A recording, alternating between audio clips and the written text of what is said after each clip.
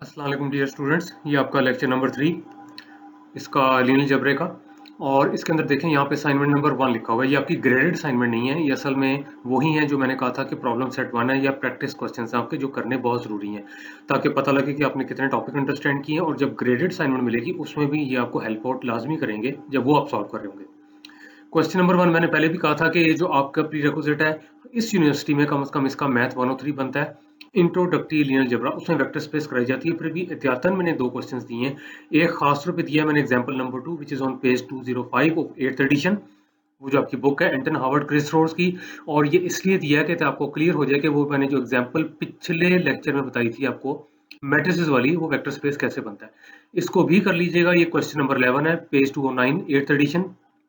ये functions based है क्योंकि इससे भी रेलेवेंट क्वेश्चंस आगे असाइनमेंट वगैरह में आएंगे।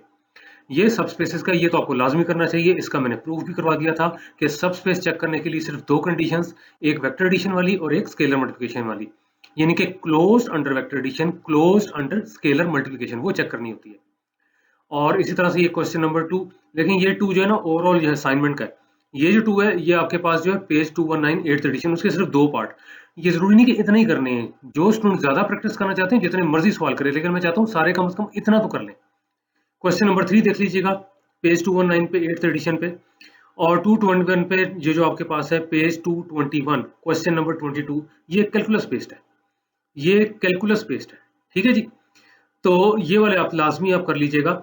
और ये पेज 221 जो ये 8th एडिशन के ही हैं, ठीक है। ये कैलकुलस बेस्ड है क्योंकि इस कोर्स का प्री रिक्विजिट जो आपके पास बनता है वो कैलकुलस 1 भी बनता है। जिन लोगों ने कैलकुलस किया हुआ इसको भी कर सकते हैं। ये वाला क्वेश्चन ज्यादा समझ तब आएगा अगर आप ये वाला क्वेश्चन पहले करेंगे। देख लें, ये क्वेश्चन नंबर 11 वेक्टर स्पेसेस वाला पहले कर लें ताकि ये क्वेश्चन नंबर 22 भी समझ आ सके। अब आगे चलते हैं। आज बहुत इंपॉर्टेंट हमने टॉपिक करने हैं। This is suppose to be a very important lecture. वैसे तो सारी इंपॉर्टेंट है लेकिन ये बेसिस बना रहा है आगे जाने के लिए। आज जो इंपॉर्टेंट डेफिनेशन हमने करनी है वो है लीनियरली इंडिपेंडेंट। देखें कर्सर मेरा कहाँ पे जा रहा है, लीनियरली इंडिपेंडेंट, ये वाली डेफिनेशन करनी है। और यहाँ पे लिखा हुआ है एस आपके पास जो है ये non empty set of vectors है। ये मैं दोबारा बता दूं, ये टॉपिक आप इन पेजेस पे देख सकते हैं, ये वाले 8th और 7th एडिशन। ये मैं बता दूं कि मैंने नोटेशन यूज की हुई है ऑर्डिनरी वेक्टर्स की। हो सकता है they are polynomials, they may be matrices, they may be functions, ordinary vectors भी हो सकते हैं। वो कहता है non empty set of vectors है। तो ये जो वेक्टर इक्वेशन है, after multiplying with the first vector with k1, second vector with k2, last vector and so on कहना चाहिए इसको, and last vector with kr and putting the sums equal to 0। ये चीज आपके पास है, यानी कि k1 into v1, k2 into v2 plus so on kr into vr is equal to 0। ये क्वेश्चन बनानी पड़ेगी, ये थ्योरी है। अगर चेक करना है कि ये लीनियरली इंडिपेंडेंट है कि नहीं, ये क्वेश्चन बनानी पड़ेगी। और वो कहता है हैज एटलीस्ट वन सोल्यूशन। पहले इसको अंडरस्टैंड करें। देखें, यही मैं कहता हूं कि अगर आपने मैथमेटिक्स को इंटरेस्टिंग बनाना है तो बहुत जरूरी है कि लॉजिक समझा करें। सॉल्यूशन कहते हैं, को पता ही है जी सॉल्यूशन क्या होती है, लेकिन मैं ये कह रहा हूं कि ये देखें, ये v1 v2 एंड अल्टिल vr, ठीक है जी। vr तक सारे आपके पास नोन है, they are given to you. Zero vector तो नोन ही होता है। सॉल्यूशन वो होती है इक्वेशन की जो वैल्यू ऑफ अननोन होती है, जो इसको सेटिस्फाई करे। Unknowns are scalars k1 k2 kr। वो कहता है हैज एटलीस्ट वन सोल्यूशन, और एक सोल्यूशन तो नजर आ रही है। If k1 is equal to k2 and so on is equal to kr is equal to 0, तो जारी बात है zero vector plus zero vector and so on zero vector is equal to zero vector. ये solution तो है इसकी। Solution से मुराद है वैल्यू ऑफ द अननोन, और अननोन इसमें बनते हैं स्केलर्स k1 k2 kr। ठीक हो गया। वो कहता है एक सोल्यूशन तो होगी, और अगर सिर्फ यही सोल्यूशन है, ये सारी चीज होगी, ये चेक करना क्या यही सोल्यूशन निकलती है, is zero solution is the only solution, या नॉन जीरो भी आ सकती है। अब इसमें लोग कंफ्यूज होते हैं। देखिए, मैं पहले ही बोल देता हूं कि कंफ्यूज होते हैं। इसका थोड़ा सा आइडिया ले लिया करें कि जी अगर लेफ्ट साइड पे k1 k2 kr non zero होंगे, फिर ये राइट साइड पे जीरो कैसे आ गया? भाई आ सकता है, बिल्कुल आ सकता है। ध्यान से सुने, थोड़ा बहुत तो वेक्टर्स का आपको आइडिया ही है। ये ऑर्डर पेयर दिमाग में तस्वर करें। ऑर्डर पेयर है 2 2, इसमें से मैं कहता हूं माइनस, ध्यान से सुने, 1 टाइम्स 2 2, जो 2 2 ऑर्डर पेयर है, minus 2 times 1 1 is equal to 0 0। ये सारा 0 0 में बोलूं, ये ऑर्डर पेयर है। मतलब है कि 2 2 order pair minus 2 times 1 1 order pair is equal to 0 0। अब राइट साइड पे तो आ रहा है वो 0 0, वही जीरो वेक्टर है। लेकिन लेफ्ट साइड पे देखें, 1 टाइम्स पहले किया था 2 2, फिर किया आपने माइनस 2 टाइम्स 1 1, और माइनस 2 और 1 जो कॉफिशिएंट्स थे किसके, माइनस 2 किसका था, 1 1 का, और इसके अलावा 1 किसका था, 2 2 का। तो यहाँ पे देख लें ये वाले जो कोफिशिएंट थे ये तो नॉन जीरो थे। ये आगे जाके एग्जांपल्स मैंने करानी है, सिर्फ आइडिया दिया है कि हो सकता है लेफ्ट हैंड साइड पे इंडिविजुअल तौर पे जो चीजें हैं वो आपके पास नॉन जीरो सम जीरो आ जाए। चलिए अगर ये मुश्किल लगे जो भी मैंने बोला है बार बार भी सुन सकते हैं। अब जरा ध्यान से देखें, दोबारा मैं कुछ बोलने लगा हूं। मैं कहता हूं 6 -2 -3 -1 इज इक्वल टू 0। अब तो क्लियर है, अब तो कोई मसला नहीं। 6 -2 -3 -1 इज इक्वल टू 0। ना 6 0 के बराबर है, ना 2 0 के बराबर है, ना 3 0 के बराबर है, ना 1 0 के बराबर है। सारे इंडिविजुअल तौर पे आपके पास नॉन जीरो है। या मजीद क्लियर करना है, ना 6 0 के बराबर है, ना -2 0 के बराबर है, ना -3 0 के बराबर है, ना -1 0 के बराबर है। ठीक है जी, लेकिन रिजल्ट जीरो आ रहा है, तो ये बिल्कुल हो सकता है। तो अब लेकिन यहाँ पे हमने वो वाला केस रखा हुआ है कि वो कहता है जी कि has at least one solution और that is going to be the zero solution. अब वो कहता है this is the only solution then S is called a linearly independent set. इसको लीनियरली इंडिपेंडेंट सेट कहेंगे, अंदर जो वेक्टर्स हैं उनको कहते हैं लीनियरली इंडिपेंडेंट वेक्टर्स, ये लिखा हुआ है। And the vectors in set S R called linearly independent vectors. ठीक हो गया। तो जब भी आपने क्वेश्चन करना है, एक आपके पास सेट दिया होगा वेक्टर्स का, उसको चेक करना है कि लीनियरली इंडिपेंडेंट है या नहीं। आपने लीनियर कॉम्बिनेशन बनाना है, put it equal to the zero vector, इस इक्वेशन को सॉल्व करना है, जैसे भी करना है, आप मेथड सीखेंगे। उसमें देखना है कि जो आपके पास कांस्टेंट्स आ रहे हैं क्या एग्जैक्टली जीरो के बराबर आ रहे हैं कि नॉन जीरो भी आ रहे हैं। अगर एग्जैक्टली जीरो के बराबर आ रहे हैं और this is the only solution, तो ये जो सेट होगा लीनियरली इंडिपेंडेंट होगा, ये जो वेक्टर्स होंगे लीनियरली इंडिपेंडेंट वेक्टर्स होंगे।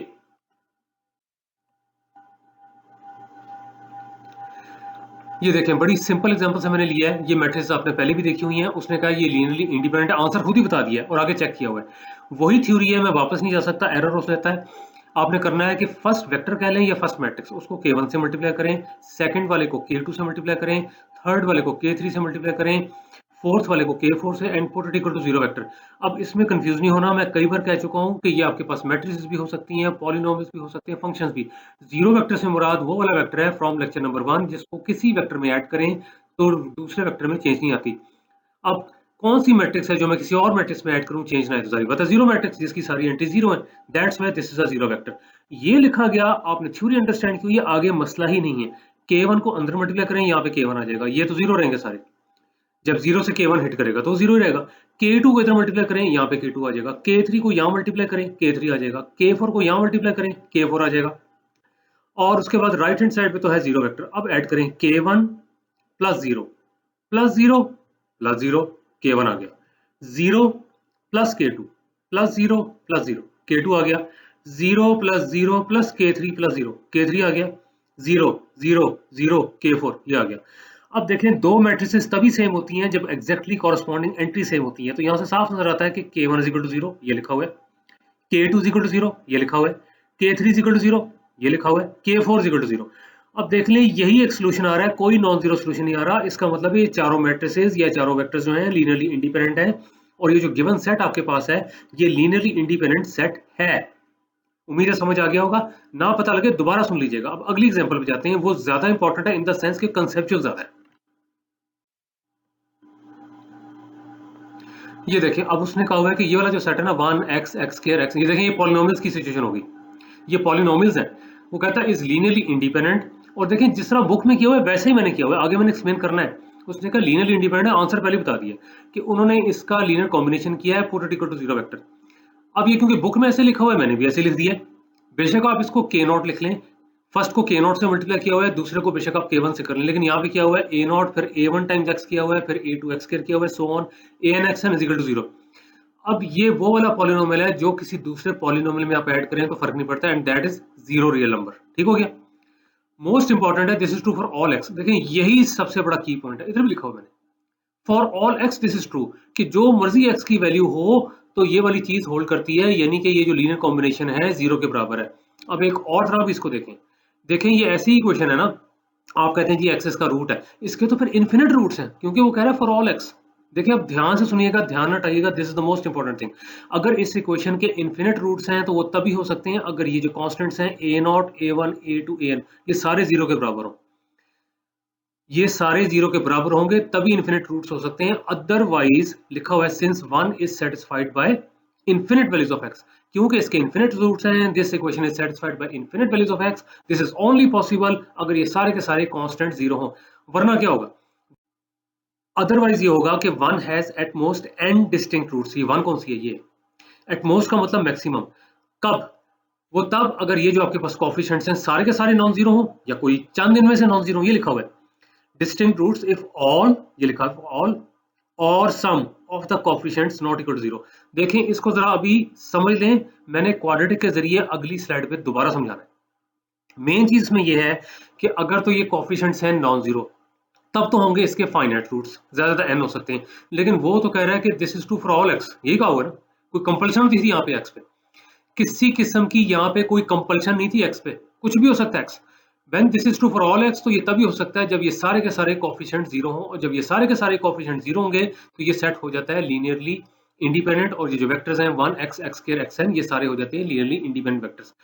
अब ये देखें बुक में इतना ही किया हुआ है, क्लास के अंदर जब मैं होता हूँ तो क्वाड्रेटिक के लिए प्रूव करता हूँ। अब मैं क्लास में नहीं हूँ तो मैंने स्पेशल स्लाइड आगे बनाई हुई है, उसको समझ लें, फिर होपफुली ये ऑटोमेटिकली ज्यादा समझ आएगा। अभी फिलहाल इतना दिमाग में रख लें, अगर ये कोफिशिएंट नॉन जीरो होते हैं तो लाजमी बात है कि ये जो इक्वेशन है इसके maximum number of n roots होते हैं, लेकिन क्योंकि वो कह रहा है कि इसके तो इन्फिनिट रूट्स हैं, is satisfied by infinite value of x, तो तभी हो सकता है जब ये सारे कोफिशिएंट जीरो हों। आए क्वाड्रेटिक के लिए आगे चल के सॉल्व करने की कोशिश करते हैं, इसी चीज को मजीद अंडरस्टैंड करने की कोशिश करते हैं।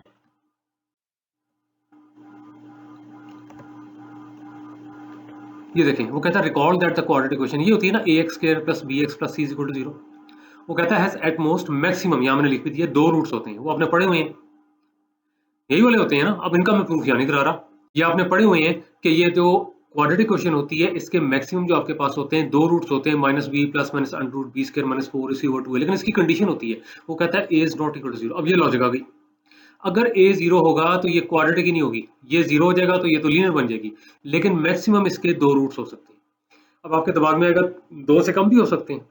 ये देखें अब ये क्वाड्रेटिक क्वेश्चन की तरफ जा रहा है मामला, अगर b square minus four is zero तो वो देख लें उनको कहते हैं इक्वल रूट्स, वो दो ही होते हैं लेकिन सेम होते हैं। For example x minus one whole square is equal to zero, ये आपको पता ही ना x minus one whole square क्या होता है, ये बनेगा जी एक्स स्क्वायर आएगा माइनस टू एक्स आएगा plus one is equal to zero, quadratic ही है लेकिन इसके दो रूट्स होते हैं, बेशक आप कह लें x equal to one one, लेकिन मेन चीज है कि यहाँ पे वो कहता है कि दो रूट्स होते हैं। अगर ये देख लें कोफिशिएंट आपके पास नॉन जीरो तो मैक्सिमम दो रूट्स हो सकते हैं, लेकिन अगर ये वाली बात हो जाए, अब वो कहता है let us consider an interesting case when quadratic question, when the quadratic equation, क्योंकि इसकी पावर 2 है इसलिए क्वाड्रेटिक है, has infinite roots whatever is the value of x it is satisfied। वो ये कह रहा है, वो कहता है सी द फॉलोइंग क्वेश्चन,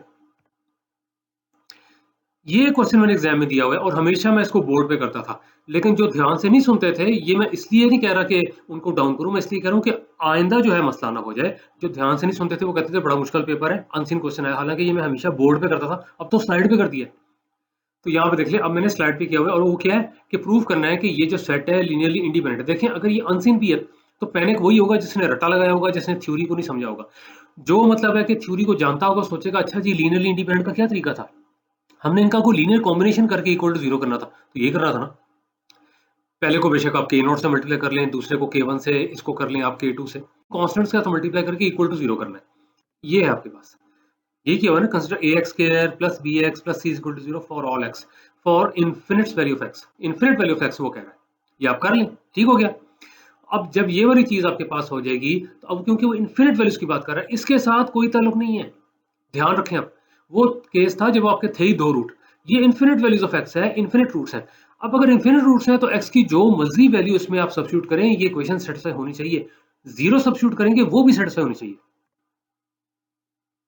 कहता है one is two for every value of x, therefore by substituting x equal to zero, इसमें जीरो सब्स्टिट्यूट करें, ये टर्म जीरो हो जाएगी, ये टर्म जीरो हो जाएगी, सी जीरो आ जाएगा, ले आ गया, ये टर्म जीरो हो जाएगी, ये भी जीरो हो जाएगी, सी जीरो आ गया, ले एक आपने कांस्टेंट तो जीरो प्रूव कर दिया।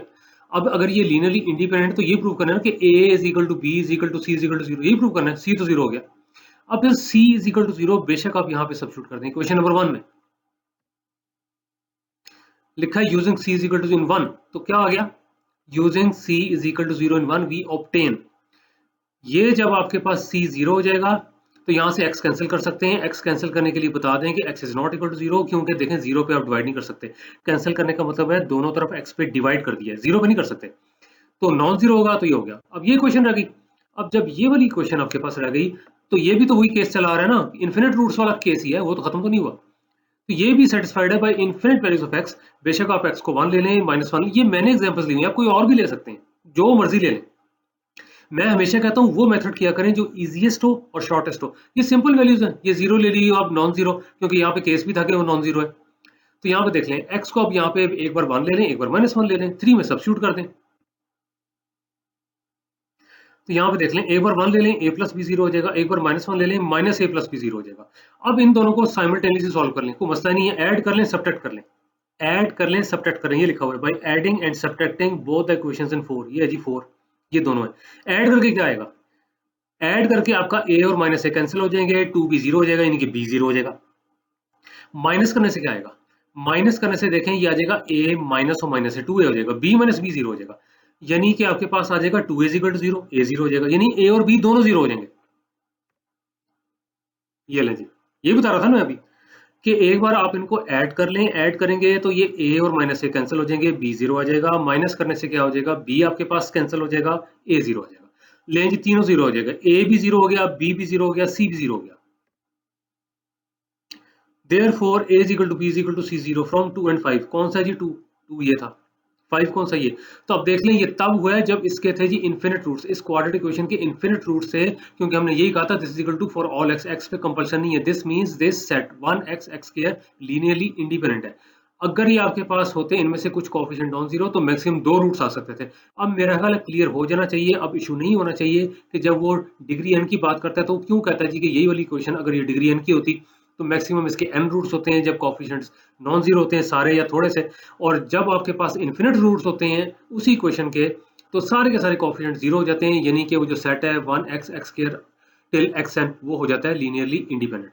उम्मीद है कि समझ आ गया होगा, ये चीज बुक में नहीं है इसीलिए बताई गई है कि अब आपको क्लियर हो जाए। लें जी,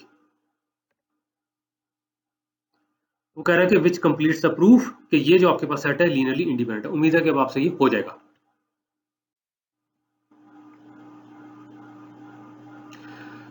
ये लें जी, एक और डेफिनेशन आ रही है। ये डेफिनेशन आपके पास आ रही है कि ये आपके पास वेक्टर्स हैं, v1 है, v2 सो ऑन vr तक है। ये पेज देख लीजिएगा आप, और vectors in a vector space हैं वेक्टर स्पेस के अंदर। अब कहता है every vector in v is expressible as a linear combination of these vectors. ये बहुत इंपॉर्टेंट वर्ड है। वो कहता है जो वेक्टर स्पेस आपके पास है, यहाँ पे देख लें, ये लिखा हुआ है वेक्टर स्पेस के जो एलिमेंट्स हैं सारे के सारे elements they are linear combination of these vector. Every vector is a linear combination of these vectors. हर वेक्टर इनका लीनियर कॉम्बिनेशन लिखा जा सकता है, एक या दो वेक्टर नहीं, सारे। तो फिर कहते हैं कि जो वेक्टर्स हैं स्पैन कर रहे हैं। ये जो वर्ड है जरा तंग करता है, आप जनरेट भी कह सकते हैं, जनरेट भी कह सकते हैं कि वेक्टर स्पेस को जनरेट कर रहे हैं। तो ये आपके पास क्या कर रहे हैं, स्पैन कर रहे हैं। अगर हर वेक्टर जो है इनका लीनियर कॉम्बिनेशन हो, एग्जांपल करते हैं ज्यादा क्लियर हो जाएगा। ये देख लें, मैं वही एग्जांपल रिपीट कर रहा हूँ जो पहले की होती है, इसलिए मैं कहता हूँ कि अगर पिछला लेक्चर किया हो तो डेफिनेटली आप कंफर्टेबल रहेंगे। ये चार मैट्रिसेस जिनमें यहाँ पे देख लें, ये फर्स्ट प्लेस पे 1 है, फिर सेकंड पे, फिर थर्ड पे, फिर फोर्थ पे 2x2 है, बाकी सारी एंट्रीज 1 के अलावा 0 है। ये M22 स्पैन करता है। M22 क्या था, all matrices of order 2 with real entries. Fix तो नहीं मैंने किए हुए कि 1 2 3 4 फिक्स नहीं किए हुए, जनरल एलिमेंट ही लेना है। अब इस मैट्रिक्स को मैं A से मल्टीप्लाई करता हूँ, इस वाले को मैं B से मल्टीप्लाई करता हूँ, इसको मैं C से करता हूँ, इसको D से। अब इनको ऐड करें तो ये बनता है, ये पिछले लेक्चर में भी कहीं हो चुका है, ठीक है ना जी, सेकंड लेक्चर में भी किया था। और यहाँ पे देख लें, A को मैंने कहा था यहाँ मल्टीप्लाई कर दें, B को मैंने कहा था यहाँ मल्टीप्लाई कर दें, C को इधर मल्टीप्लाई कर दें, D को यहाँ पे, ये मैंने इंडिकेट किया, बाकी तो जीरो है, ऐड करेंगे यही बनता है ना। So any matrix, any 2x2 matrix can be written as a linear combination of the first one, second one, third one, fourth one. ठीक हो गया जी, लिखा हुआ है for every element belonging to M22, तो इसका मतलब है कि M22 को स्पैन कर रहे हैं। और ये मैंने तरीका पिछले लेक्चर में भी बताया था कि ये मैंने डायरेक्ट लिखा हुआ है। अगर आपने चेक करना है वाकई तो मैंने कहा था इसको K1 लिखें, इसको K2 लिखें, इसको K3, इसको K4, फिर सॉल्व करेंगे, राइट हैंड साइड पे मैट्रिक्स बनेगी K1 K2 K3 K4। दोनों तरफ जब आप कंपैरिजन करेंगे तो K1 A के बराबर आ जाएगा, K2 B के बराबर, K3 C के बराबर, K4 D। ये मैंने फिर तेजी में बोल दिया, यही बात मैंने आपको पिछले लेक्चर में भी कराई थी। But anyway, these four matrices they span M22। Similarly ये सेटअप भी आपने किया। ये आपके स्पैन किसको करता है, ये कहता है vector space Pn। Pn vector space जो होती है, ये Pn साहब नहीं है वो जो ऑफिस में होते हैं। Pn वेक्टर स्पेस आपके पास होती है polynomial space of degree less than equal to n। Polynomial space of degree less than equal to n, ये स्पैन करता है वेक्टर स्पेस Pn, क्योंकि जो आपके पास पॉलिनोमियल है Pn में, ये देखें यही शक्ल होती है ना पॉलिनोमियल की, इन्हीं का लीनियर कॉम्बिनेशन है ना। यहाँ पे देख लें, जैसे 1 को A0 से मल्टीप्लाई किया हुआ है, x को आपने A1 से किया हुआ है, x स्क्वायर को A2 से किया हुआ है, और ये चलता जा रहा है xn an। असल में तरीका ये होता है कि जो यहाँ पे x की पावर होती है वो यहाँ पे इंडेक्स होता है, जो x की पावर होती है वही इंडेक्स होता है, जो x की पावर होती है वो इंडेक्स होता है, इसलिए इस तरह चला रहे होते हैं। अब यहाँ पे तो x की पावर 0 है, x पावर 0 1 होता है, इसलिए इंडेक्स भी 0 है, ऐसे भी अंडरस्टैंड कर सकते हैं। तो कोई भी पॉलिनोमियल जो है इनका क्या है, लीनियर कॉम्बिनेशन, इनका लीनियर कॉम्बिनेशन। अब इससे पहले कि मैं अगली स्लाइड पे जाऊं, बहुत इंपॉर्टेंट बात करने लगा हूं, सुन लीजिए। अब जो टॉपिक शुरू होने वाला है बेसिस, जिसने उसको काबू कर लिया उसने सारा कोर्स काबू कर लिया, और जो उस बेसिस के टॉपिक को या बेसिस को ना अंडरस्टैंड कर सका, समझ लें कि सारा कोर्स ही जाया हो गया। बेसिस को अंडरस्टैंड करने के लिए पता होना चाहिए what is linear independence, linear independence क्या होती है और स्पैनिंग क्या होती है, ये दोनों चीजें पता होनी चाहिए।